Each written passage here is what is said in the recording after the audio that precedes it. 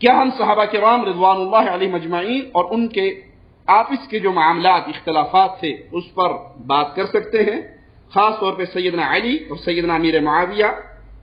جو ان کے آپس میں معاملات ہوئے، کچھ لوگ یہ کہتے ہیں کہ بات کر سکتے ہیں، ان کی آپس میں جو لڑائی ہوئی وہ اماموں نے لکھی ہے، اگر لکھی ہے تو کرنے میں کیا حرج ہے؟ ایسا انسان گمراہ ہے، بدباطن ہے،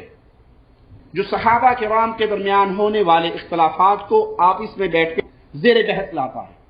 صحابہ کرام بڑی عظیم ہستیاں ہیں، اس شخص کے بارے میں آپ کا کیا خیال ہے؟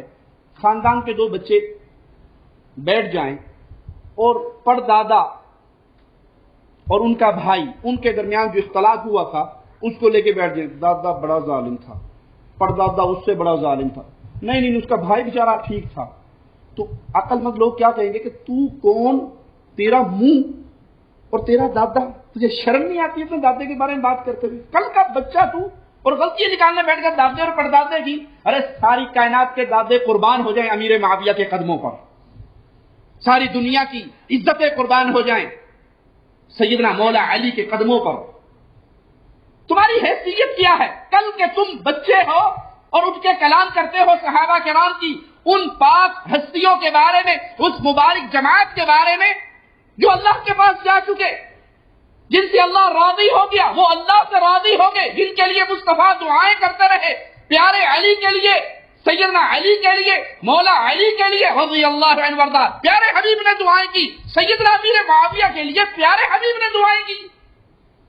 اللہ راضی ہوا سیدنا علی سے، اللہ راضی ہوا سیدنا امیر معاویہ سے۔ اہل سنت والجماعت کا یہ منہج ہے کہ مشاجرات صحابہ، اختلافات صحابہ کے درمیان جو ہوئے وہ اس پہ اپنی زبان کو بند رکھتے ہیں، ان کا معاملہ ان کے اللہ کے ساتھ ہے، اللہ ان سب سے راضی ہوا جنہیں محمد کی صحبت کا شرط حالت ایمان میں ملا۔ یہ رافضیت کا طریقہ کار ہے، اصول ہے، طریقہ واردات ہے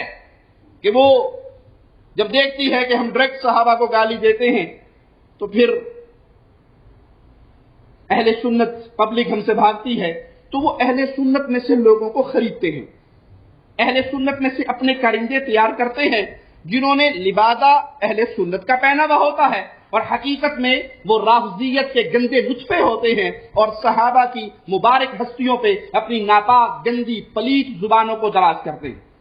جس کی بہت ساری مثالیں ہمارے سامنے موجود ہیں۔ اسحاق جھال والا مردود اسی قسم کے انسانوں میں سے تھا، انجینئر مرزا مردود اسی قسم کے انسانوں میں سے ہے جو صحابہ کی پاک ہستیوں کو اپنی گندی پلیت ناپاک زبان سے لوگوں کے سامنے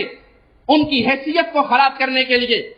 رافضیت کے پیسوں پہ پلنے والا، ایران کے ٹکڑوں پہ پلنے والا یہ جانور صحابہ کے بارے میں اپنی زبان گندی دراز کرتا ہے، اور حقیقت میں اس کا من پلیت ہے، اس کے ماننے والے اس سے بڑا پلیت ہے۔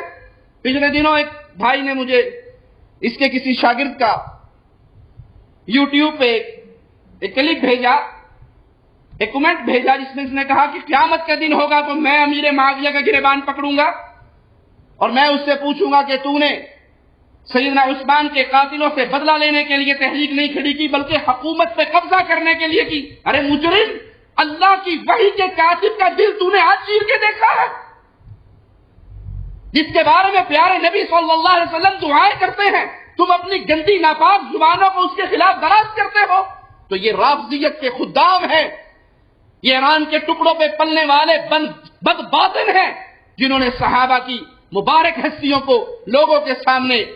دھندلا کرنے کی ناکام و نامراد کوشش کی ہے، اور اللہ کی قسم جب تک اہل الحدیث یہاں پر زندہ ہیں تب تک صحابہ کی صحابیت کا دفاع یہ کرتے ہی رہیں گے۔